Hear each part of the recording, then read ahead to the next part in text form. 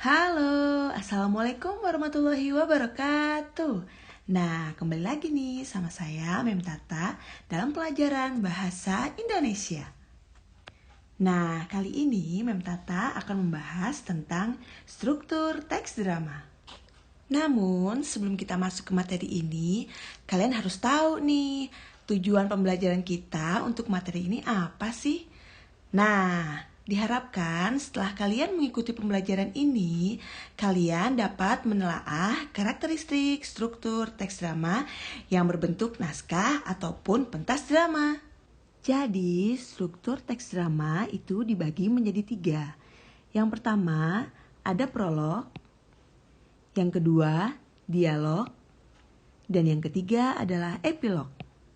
Kalau prolog itu berupa pengenalan tokoh, latar belakang cerita. Nah, latar itu bisa latar tempat juga latar waktu ya. Lalu ada dialog. Nah, kalau dialog ini dibagi menjadi 3. Orientasi, konflikasi, resolusi. Nah, kalau konflikasi ini biasa juga kita sebut komplikasi ya, nama bekenya. Lalu yang ketiga, ada epilog. Jelas, epilog adalah penutup intisari cerita ataupun kesimpulan dari cerita itu sendiri. Paham ya? Nah, sekarang Mem mau kasih tahu contoh dari prolog, dialog, epilog itu seperti apa sih? Nah, untuk yang pertama, ini dia nih, ada contoh prolog. Jadi, prolog itu berupa paparan penjelasan yang memberi gambaran kepada pembaca atau penonton mengenai drama yang dibaca atau yang dipentaskan. Nah, prolog itu disampaikan oleh narator. Nah, contoh prolog seperti ini. Pada suatu hari, hiduplah seorang putri cantik bernama Cimoy. Cimoy pandai sekali menari. Kira-kira kenapa sih ini disebut prolog? Ini disebut prolog karena ada pengenalan tokohnya yaitu Cimoy. Dan juga ada latar waktunya yang mana pada suatu hari. Nah, begitu ya. Selanjutnya ada dialog. Sudah jelas ya, dialog merupakan percakapan antar tokoh.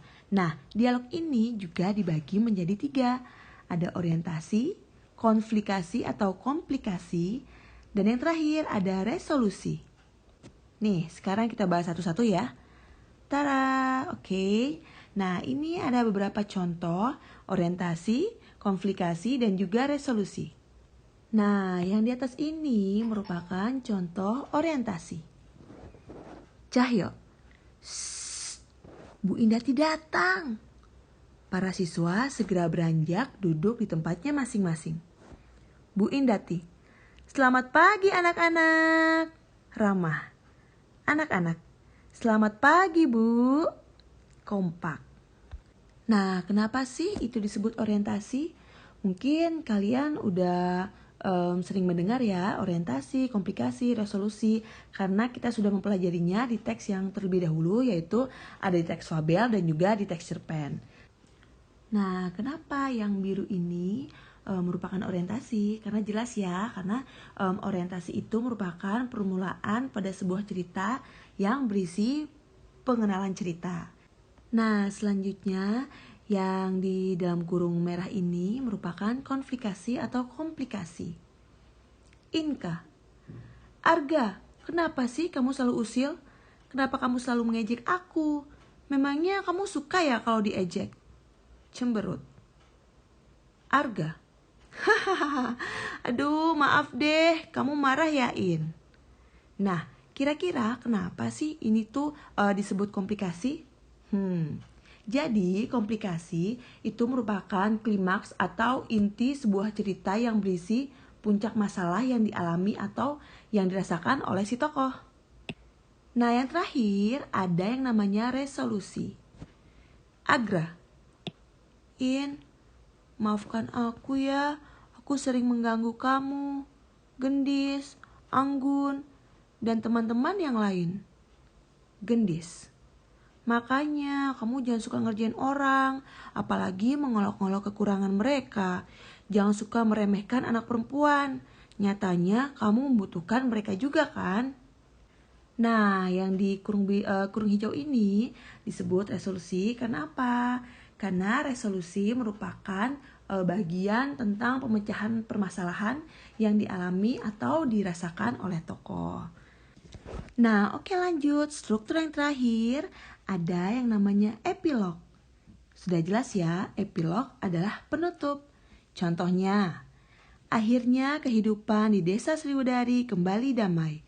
Penduduk desa sudah kembali beraktivitas seperti biasa tanpa harus takut dengan ancaman dukun itu. Nah, ini merupakan penutup yang mengakhiri suatu pementasan drama untuk menyimpulkan dan menarik pelajaran dari apa yang dipentaskan. Gimana, sampai sini sudah paham belum? Nah, ini memang ada contoh teks drama pendek yang sudah lengkap dengan strukturnya, yaitu di sini ada prolog nih. Bagian awalnya lalu ada dialog yang dibagi menjadi 3 lagi, yaitu ada orientasi, konflikasi atau komplikasi, dan juga resolusi. Terakhir ada penutup atau epilog. Baiklah, insya Allah kalian paham ya sampai sini. Oke, selanjutnya. Nah, tugasnya, jadi tolong kalian cari teks drama singkat di internet, lalu tentukan strukturnya. Yang singkat saja, namun lengkap dengan strukturnya. Kalian buat seperti ini, ditandai saja, boleh di-highlight dengan warna-warna kesukaan kalian. Oke, sampai sini saja. Mudah-mudahan pelajaran ini bermanfaat buat kalian ya.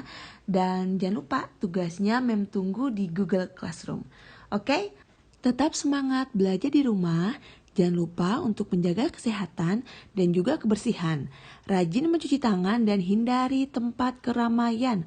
Tetap berada di rumah sampai himbauan pemerintah tentang darurat corona menurun. Semoga kita semua sehat selalu dan dijauhkan dari berbagai macam penyakit. Amin, amin ya robbal alamin. Terima kasih. Wassalamualaikum warahmatullahi wabarakatuh. Dadah.